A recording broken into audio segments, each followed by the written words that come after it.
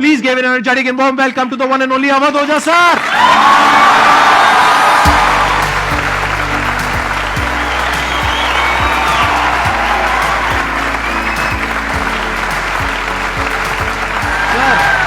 Hello sir, क्या हाल चाल? बैठिए जी, बैठिए। आइए। Thank you. इससे पहले कि ऑडियंस आपसे कुछ क्वेश्चंस पूछे, मेरे माइंड में एक क्वेश्चन आ रहा है। आईएएस में कितने लोग हैं जो हर साल उसके लिए अपीयर करते हैं? 5 से 6 लाख के आसपास। और सीट्स कितनी है? 1000 अप्रोक्सीमेटली। तो जिनका हो जाता है उनके बारे में तो सब बात करते हैं, जिनका नहीं होता है, जिन्होंने पूरी जान लगाई और जिनका नहीं हुआ, उनका क्या होता है? उनके रिश्तेदार उनकी चिंता करते हैं। वो फिर उनकी चिंता करते हैं। नहीं, मैं आ रहा हूं, मैं आपके क्वेश्चन पे आ रहा हूं। ये पॉइंट इंटरेस्टिंग है, मैं समझना चाहूंगा कैसे। मैं बताऊं। हाँ। मैं दोनों मुद्दों पे बता। हम सब हारने से डरते हैं, और मजेदार बात है कि वो डर हमारी हार की वजह बनता है। 98% केसेस में हारने से क्यों डरते हैं? क्योंकि हम जानते हैं अगर हम हारेंगे तो वो जो पीछे 3 लोग बैठे हैं ना, रिश्तेदार, रिलेटिव्स और फ्रेंड, वो जीने नहीं देंगे। आप जब भी आईएएस की तैयारी करें, पहला अटेम्प्ट आपका सीरियस अटेम्प्ट होना चाहिए। आपने तैयारी किया, बेसिक्स तैयार किए, आपने एडवांस कोर्स तैयार किया, आपने कम से कम मेंस के 1000 आंसर्स लिखे हैं और मिनिमम 10,000 प्रीलिम्स के क्वेश्चंस आप सॉल्व कर चुके हैं, तब आप एग्जाम देने जाइए। सिर्फ एक अटेम्प्ट दीजिए। जिसने भी पहला अटेम्प्ट सीरियस दिया, उसको दोबारा तैयारी नहीं करनी पड़ती, रिवीजन करना पड़ता है। भाई आप देखो ना, जितने सारे सेलेक्ट लड़के होते हैं उसमें बहुत सारे नौकरी कर रहे होते हैं, जॉब कर रहे होते हैं। कुछ लोग मुझसे पूछते हैं, सर जॉब करते वक्त तैयारी हो सकती है? नहीं, जॉब करते वक्त तैयारी तो नहीं हो सकती, जॉब करते वक्त रिवीजन हो सकता है। 3 hours per day, 4 hours per day. तो मेरी एडवाइस ये है, क्योंकि ये एक बहुत रिस्की खेल है ये। मैं खुद ही बाहर हुआ, और फिर मैं कितने लोगों को देखता हूं जो 5-5, 6-6 अटेम्प्ट के बाद बाहर होते हैं। तो जिनको भी इस गेम में शामिल होना है, एक अटेम्प्ट सीरियसली आपका होता है, बहुत अच्छा है। आपको मैक्सिमम रिस्क लेना है तो आप 2 ले लो, उसके बाद आप अपना काम शुरू करो, जो आपका सेकंड लाइन थॉट था। कोई लॉयर बनना चाहता है, कोई मेडिकल लाइन में जाना चाहता है, कोई मतलब जो भी आप एंटरप्रेन्योर बनना चाहते हैं, आप करो, लेकिन अपने वो रिवीजन वाले 4 आवर बचा के रखो। आपने कितने अटेम्प्ट्स दिए थे सर? 4 अटेम्प्ट्स आपने दिए थे। और आपने कहीं से कोचिंग ली थी, यानी लाखों रुपए दिए थे कोचिंग में? नहीं, तब लाखों नहीं थे, तब हजारों थे। अच्छा, हजारों रुपए आपने खर्च करे थे, और आप एक मिडिल क्लास बैकग्राउंड से थे। तो टोटल 4 साल में आपका कितना पैसा लग गया होगा? रहना, खाना, पीना, और आपने तो पूरी तैयारी करी होगी, साथ में कुछ और नहीं किया होगा? I think so. कुछ नहीं किया, बिल्कुल। तो कितना आपका 4 साल में अच्छा खासा पैसा? 5-6 लाख रुपए लगे। 5-6 लाख रुपए उस समय लगे। आज के समय पे अगर किसी को कोचिंग लेनी है तो आई थिंक इससे 3-4 गुना, 5 गुना आराम से लगेगा। तो 15-20 लाख रुपए उस इंसान का लग गया, और वो है एक मिडिल क्लास बैकग्राउंड से। अब वो कहीं ऐसा तो नहीं कि वो ना यहाँ करा ना वहां करा 4-5 साल बाद? हाँ, वही मैंने कहा कि अब आप, जब हमारे समय तो ठीक था, अब आप रिस्क पूरा नहीं ले सकते। You have to be cautious. अब इनको कॉशियस होना पड़ेगा कि ठीक है, जैसे बड़े सारे लड़के क्या करते हैं, वो 1-2 अटेम्प्ट ऐसे ही देते हैं। अब तो इनके पास 6 अटेम्प्ट है। ओबीसी हैं तो और ज्यादा है, SC ST हैं तो और ज्यादा है। और मैं कहूंगा आप किसी भी कैटेगरी से आते हैं, आप 2 अटेम्प्ट से ज्यादा कभी मत मानिए। ये पॉइंट बहुत अच्छा है कि आइडियली आपको अपने माइंड में ये रखना है कि एक ही अटेम्प्ट है मेरे पास में, मैक्सिमम अगर आपकी फैमिली अफोर्ड कर सकती है तो 2 अटेम्प्ट है। उसके बाद में अपने काम पे ध्यान देना है, और इसको एज अ रिवीजन की तरह देखना है, मतलब इसको साथ साथ में चलाना है। ये नहीं कि अपने 5 साल या 6 साल लाइफ के सारे यही निकाल दिए और सारा पैसा घर वालों का लगा दिया, या उन्होंने खेत बेच दिया या लोन ले लिया। ऐसी बहुत कहानियां मैंने सुनी है सर लोगों की, और बहुत ही दर्द होता है ऐसी कहानियां देख करके। ऐसे लोगों की जो कहानियां हैं वो उसको सुन करके बहुत ही बुरा लगता है अंदर से। चलिए आगे बढ़ते हैं जी। Sir, I wanted to ask how to fight the basically fear that we feel. Like there are lot many fears that we face, not only in studies but in each aspect of life. There is some kind of fear. How to fight that? How to come back? How to have that courage in life? Fear बड़ी प्यारी चीज है। हमने कुछ words को बड़ा negative बना लिया है। जैसे अब बच्चा है 2 साल का, उसको तो फियर होता नहीं, उसे कुछ पता नहीं, उसने कोबरा देखा, जाके पकड़ लिया। वो तो बाद में घर वालों ने देखा तो पता चला कि भैया कोबरा पकड़ के घूम रहा है। लेकिन हम बड़े हो गए ना, अब हम कोबरा देखेंगे तो वो हमारी बॉडी की जो मैकेनिज्म है वो हमें वार्न करेगी, अलर्ट करेगी। That is natural fear. वो अच्छी चीज है। जिस चीज की आप बात कर रहे हो वो फियर नहीं है, वो ओवर थिंकिंग है। आज का जो युवा है वो फियर से परेशान नहीं है, वो ओवर थिंकिंग से परेशान है। अब ये ओवर थिंकिंग क्यों है, उस फैक्टर पे आते हैं। ओवर थिंकिंग की वजह क्या है? ओवर थिंकिंग की वजह यह है कि आज का समाज इतना एक्सपैंड कर चुका है। You are outside your house, तुमको तुम्हारी दोस्त मिल गई कि मैं कल लंदन से आई, क्या लाइफ है लंदन में यार, और मैं तो ये कर रही वो कर रही। आपको लगा हम ही पागल है यार, आईएएस की तैयारी कर रहे। फिर शाम को किसी फ्रेंड का फोन आ गया कि मैं तो अब ऑस्ट्रेलिया जा रही हूं, मैं तो वहीं सेटल हो जाऊंगी। 90s में हमारे पास इतने स्कोप नहीं थे। हमारी जो लाइफ थी वहां ओवर थिंकिंग इसलिए नहीं थी, आपने भी सर देखा होगा, क्योंकि हमारे पास इतने स्कोप नहीं थे। आज तुम्हारी जनरेशन में यू हैव मल्टीपल फील्ड्स, मतलब इतने सारे फील्ड्स ओपन है। तो जब तुम घूम के चारों तरफ देखते हो और तुम देखते हो कि तुम्हारे ही साथ के लोग बड़ी सारी फील्ड में एक्सेल कर रहे हैं, काम कर रहे हैं, अर्न कर रहे हैं, तो तुम्हारा दिमाग भागना शुरू करता है। फिर क्या होता है, हमारे पेरेंट्स हमसे ज्यादा ओवर थिंकिंग करते हैं, क्योंकि बड़े हमको लेकर कॉशियस होते हैं। हाँ। एक हमने ओवर थिंकिंग की, हम अपना संभाल लें किसी तरह। हम घर के अंदर गए, मम्मी रो रही है कि वो निशा मिली थी, 20 लाख का पैकेज है उसका। दूसरा प्रेशर तुम्हारे ऊपर आ गया। ये जो प्रेशर हम मल्टीपल फेस करते हैं, तो एक तुम्हारा प्रेशर, एक माँ बाप का प्रेशर। पता लगा बुआ जी ने रात में फोन कर दिया, क्या कर रही हो जी? तुम सारे लोग प्रेशर से लड़ रहे हो इस वक्त, मल्टीपल फ्रंट पे। ये कोई फियर वुअर नहीं है। ये प्रेशर दूर कैसे होगा, इस पे थोड़ी सी बात कर ले। जहां इंटरनल ताकत है वहां कॉन्फिडेंस है। आज का युवा क्या कर रहा है? बादाम का तेल लगा रहा है, बादाम की क्रीम लगा रहा है, बादाम का साबुन लगा रहा है, खा रहा गुटखा।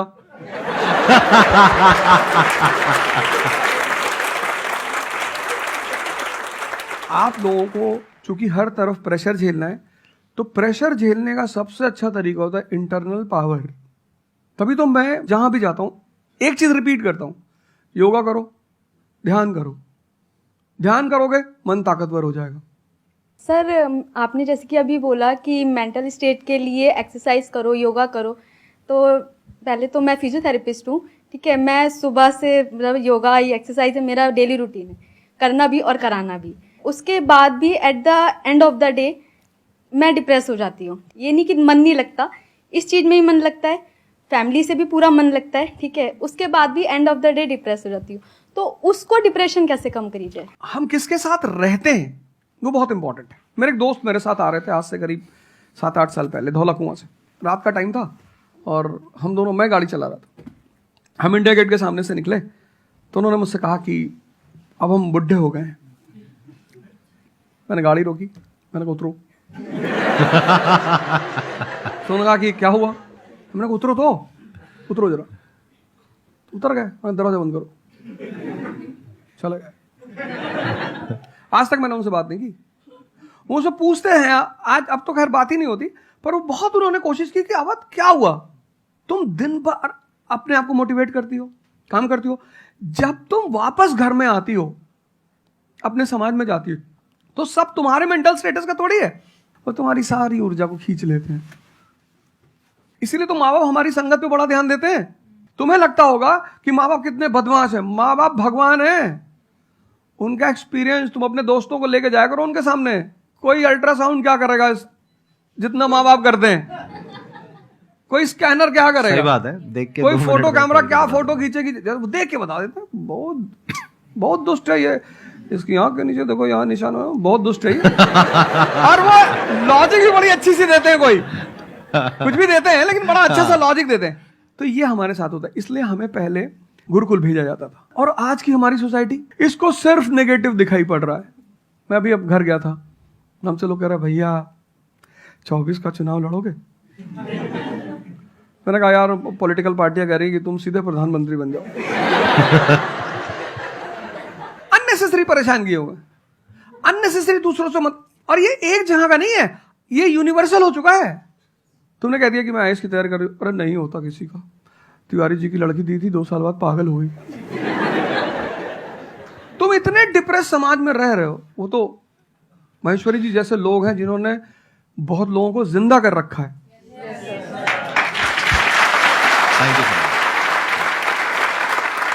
जब आपको कोई सहारा नहीं होता, आपने टाइप किया संदीप महेश्वरी, एक वीडियो आ गया, आप रिलैक्स हो गए। जब आप इन्हें सुनते हो तो आपका टेम्परेचर हाई होता है।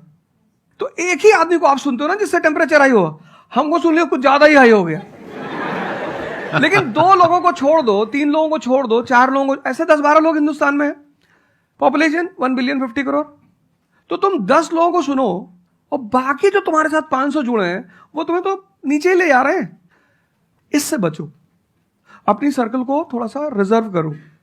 तुम किससे बात करते हो, कौन सा लिटरेचर पढ़ते हो, लिटरेचर पर ध्यान दो।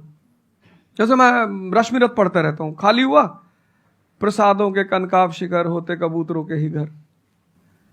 ये जो बड़े बड़े मकान है, कभी किसी बाज को यहां रहते हुए देखा? कबूतर रहते हैं। क्या लाइन है, प्रसादों के कनकाब शिखर, कितने मतलब महलों के जो बड़े बड़े शिखर, उसमें सिर्फ कबूतर रहते हैं। प्रसादों के कनकाब शिखर होते कबूतरों के ही घर, महलों में गरुड़ न रहता है, कंचन पर कभी न सोता। कंचन मतलब सोना। लग्जरी नहीं चाहिए। तुम लोग इतनी लग्जरी चाहते हो, लग्जरी आदमी को मेंटली कमजोर बनाती है। मैं आश्रम में था, मैंने ज्यादा खाना खा लिया।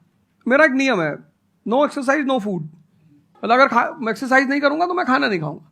वहां एक बाबा जी, वो प्रेम में उन्होंने घी पे घी डालते चले, मैंने खा लो। फिर वो हुआ कि भाई यहाँ घूमेंगे, चारों तरफ जंगल है, डरा दिया इन लोगों ने। एक बार एक भालू एक आदमी की टांग काट के ले गया। अरे मैंने कहा आज कोई भालू वालू नहीं आएगा, मैं जाऊंगा। फिर मैंने 4-5 लोगों को तैयार किया अपने साथ, उनको थोड़ा मोटिवेट किया कि जंगल में घूमने से ऑक्सीजन लेवल बढ़ता है। वो लोग भी तैयार हो गए कि चलो। तो हमारे साथ एक साहब अमेरिका से आए हुए थे, वो भी वॉक करने निकले, बोले हम भी चलेंगे। मैंने कहा भाई साहब क्यों जा रहे हो? कहते हम भी चलेंगे। मैं उनका नाम नहीं लूंगा। 1 किलोमीटर के बाद उन्होंने मुझसे कहा मेरे बैग में यहाँ बहुत पेन हो रहा है। 1 किलोमीटर। तुम लोगों ने पता है अपने आप को कष्ट देना छोड़ दिया है। You are dying for luxury, you have become weak physically and mentally. थोड़ा थोड़ा सा कष्ट दो अपने आप को, थोड़ा टेम्परेचर हाई रखो, थोड़ा बड़े टेम्परेचर वालों के साथ रहो। हमने अपने आप को कष्ट, हम कौन सी नॉवेल पढ़ रहे हैं? Half girlfriend. अच्छी है, अच्छी है, अच्छी, मैं ये नहीं कह रहा हूं, मैं कुछ बोल देता हूं। अच्छी है मतलब आपने पढ़ी है।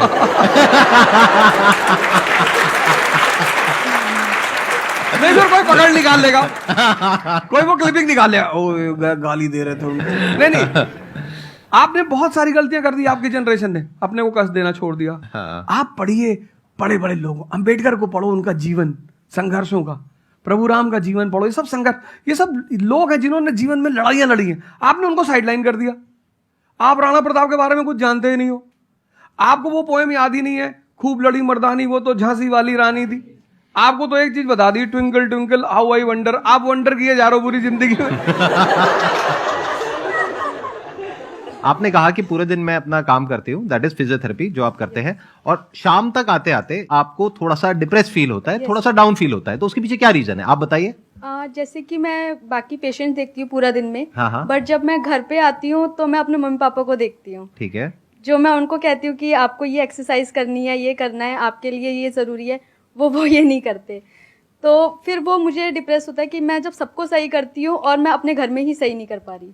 आप सबको सही नहीं करते हो, आप उन लोगों को सही करते हो जो आपके पास आते हैं। हाँ एग्जैक्टली। तो अगर आपके पेरेंट्स सही नहीं होना चाहते हैं तो उनको कौन सही करेगा? बेसिकली हमारी प्रॉब्लम क्या है कि जो नहीं करना चाहता उसको भी करवाना चाहते हैं। एग्जैक्टली। फॉर एग्जाम्पल, आप में से यहाँ पे कुछ लोग बैठे हैं और बैठे हैं जो कहते हैं कि भाई आप कुछ भी बोल दो, हम तो जैसे थे वैसे ही रहेंगे, उखाड़ लो जो उखाड़ सकते हो, आप अकेले आ जाओ, आप साथ में ओझा सर को ले आओ, आप 10 को ले आओ, हम तो नहीं बदलने वाले। उनका कोई कुछ कर सकता है? समझ गए? तो यहाँ पे किसका एक्चुअल में किसकी लाइफ बदलने वाली है? यहाँ पर हो सकता है कुछ साल बाद आप ही में से कोई यहाँ पर बैठा होगा, बट वो इंसान कौन होगा? जो खुद अंदर से बदलना चाहता है ना। Yes sir, thank you sir. Please have a seat, बैठिए। मेरा संदीप सर से ये क्वेश्चन है कि जैसे हम लोग जब आपकी वीडियोस देखते हैं तो हम लोग मोटिवेटेड हो जाता है कि हम लोगों को गवर्नमेंट से या फिर इन सब फील्ड्स में छोड़ के अपना कुछ स्टार्ट करना चाहिए जिससे देश में एंटरप्रेन्योर्स या फिर जॉब्स बढ़े। फिर हम लोग देखते हैं आप लोगों को कि भाई यूपीएससी में एक ऐसी पावर होती है जो हम करना चाहते हैं वहाँ पे हमको डायरेक्ट पावर मिलती है। जैसे कि मैं अगर एजुकेशन के फील्ड में कुछ अच्छा करना चाहती हूँ तो मेरे पास डायरेक्ट पावर होती है कि हम लोग वहाँ से कर सकते हैं। तो मैं ऐसा, मेरे पास ये क्वेश्चन फिर मतलब दोनों में कॉन्ट्राडिक्शन चलता रहता है। ना कॉन्ट्रडिक्शन नहीं चल रहा है, इसे कॉन्ट्रडिक्शन नहीं कहते, इसे कंफ्यूजन कहते हैं। मतलब एक गोल होता है ना, या फिर एक मतलब हमारे पास एक टारगेट होता है कि हम ये काम करने के लिए यूपीएससी में जा रहे हैं। नहीं, सरकार जो कहेगी वो करना है। हाँ, I was about to say that. आपका क्या गोल है? आप क्यों कर, और आप आपका नेता क्या थोड़ी है, target आपकी पार्टी का मैनिफेस्टो थोड़ी है, घोषणा पत्र। आप एक राजपत्रित अधिकारी हैं, गेजेटेड ऑफिसर। आपका जो मिनिस्टर होगा फोन मिलेगा, मैडम जी ये कस्तूरबा गांधी प्लान में अभी तक कितना काम हुआ?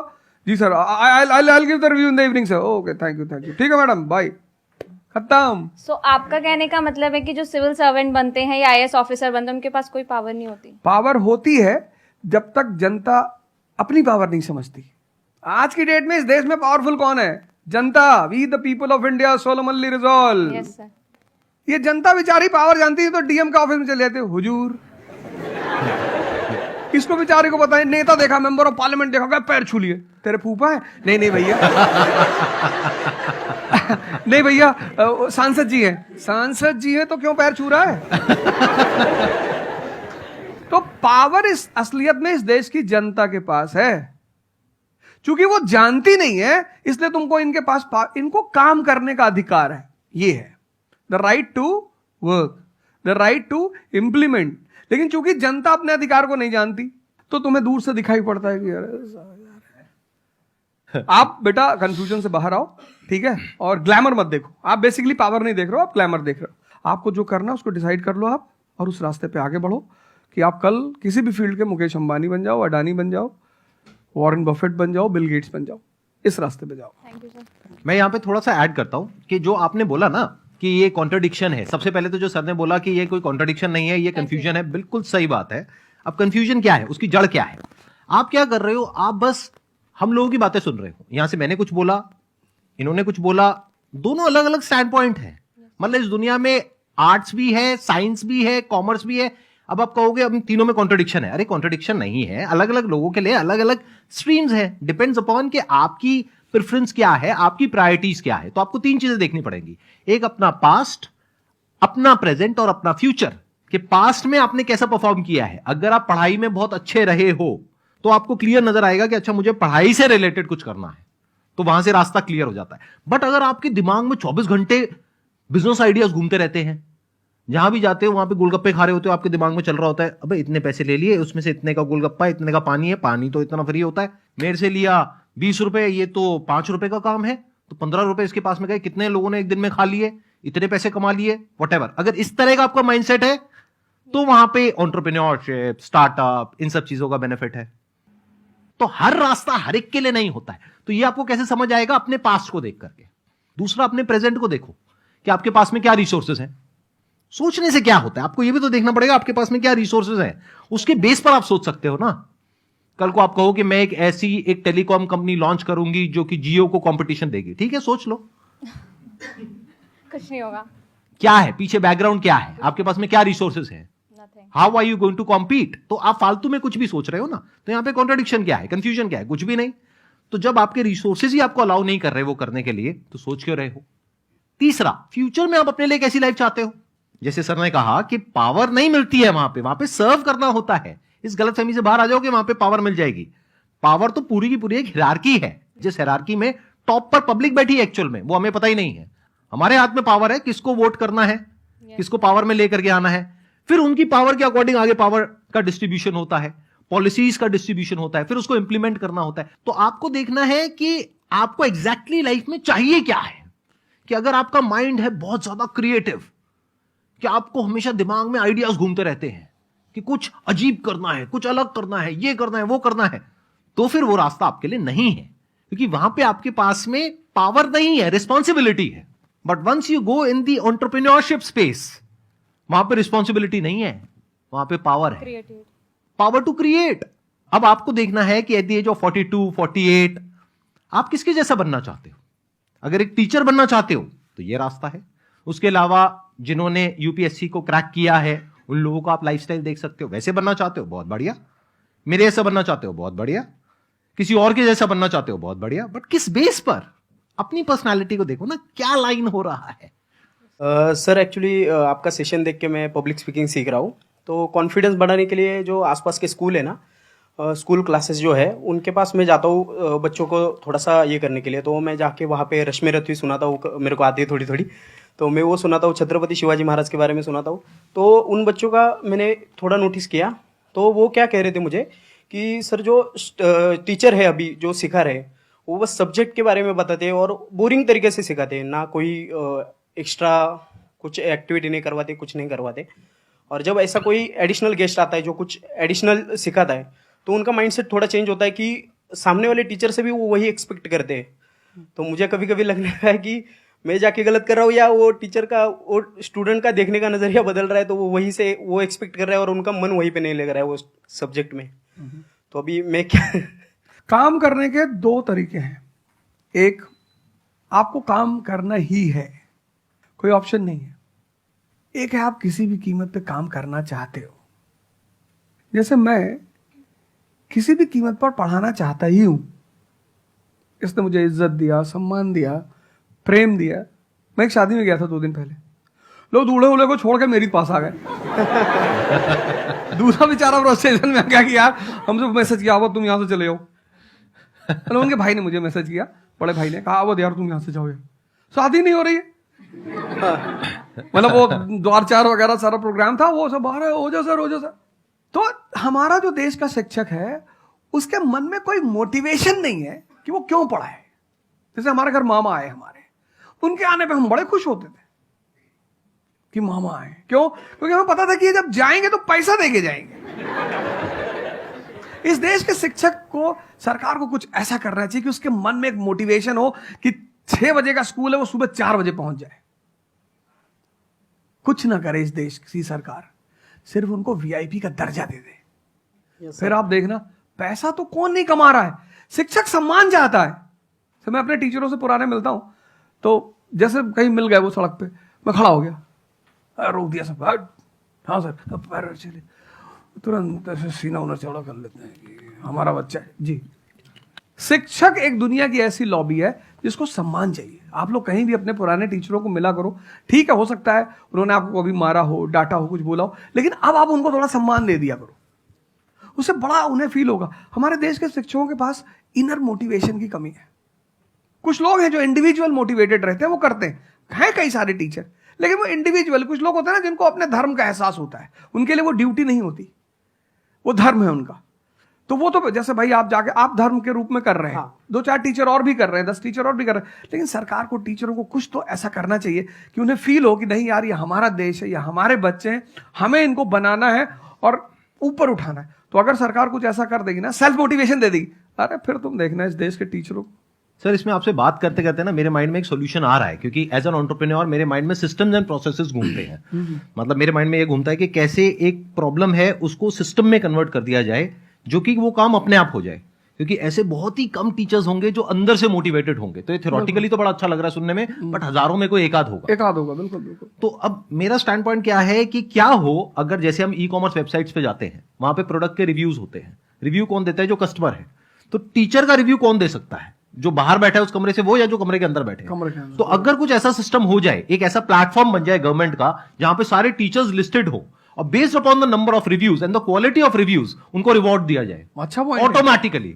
कि मतलब जो नंबर 1 पे आया उसकी सैलरी डबल, कि अगर उसकी 50,000 है तो 1 लाख। बहुत अच्छा सोल्यूशन। और जिसके इतने रिव्यूज आए, यानी जिसके 4 स्टार या उससे ऊपर आए, उनकी सैलरी सीधा डबल हो गई। तो फिर देखो क्या मजा आता है। फिर हिस्ट्री पढ़ाने का जो स्टाइल है ना, वो सारे टीचर्स आएंगे अवध ओझा सर के चैनल पर और आकर के सीखेंगे भाई क्या कहानी है ये, ऐसे कैसे पढ़ाएं कि बच्चे दीवाने हो जाए। और फिर अपने आप को अपग्रेड करेंगे। नहीं तो अपग्रेड करने की मोटिवेशन कहां है? जैसे एक एंटरप्रेन्योर होता है, उसके पास में तो मोटिवेशन होती है कि अगर मैंने अपने जो भी प्रोडक्ट है, सर्विस है या काम है, उसको अपग्रेड किया तो करते ही मेरे को इमीडिएट रिवॉर्ड मिलेगा। जैसे सेल्स टीम में अगर आप कहीं पर काम करते हो, कितने लोग सेल्स डिपार्टमेंट में है, अलग अलग कंपनी में जो जॉब कर रहे हैं, तो सेल्स में इंसेंटिव का एक सिस्टम होता है। तो वहां पर क्लियर पता होता है कि मैंने ये टारगेट अचीव किया तो ये है। तो एक क्लियर कट टारगेट होना चाहिए which is measurable, not theoretical but actual. Objective not subjective, कि ऑब्जेक्टिव एक टारगेट होना चाहिए in terms of numbers which can be calculated, and a transparent system जहां पे स्टूडेंट्स वोट करेंगे और जो टीचर्स जीतेंगे पूरे इंडिया लेवल पे या स्टेट लेवल पे उनको बुला करके जो हमारे देश के प्रेसिडेंट हैं या प्राइम मिनिस्टर हैं वो आकर के रिवॉर्ड देंगे। Yes sir.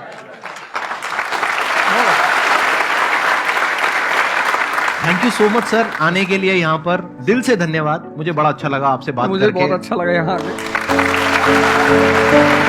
Thank you so much.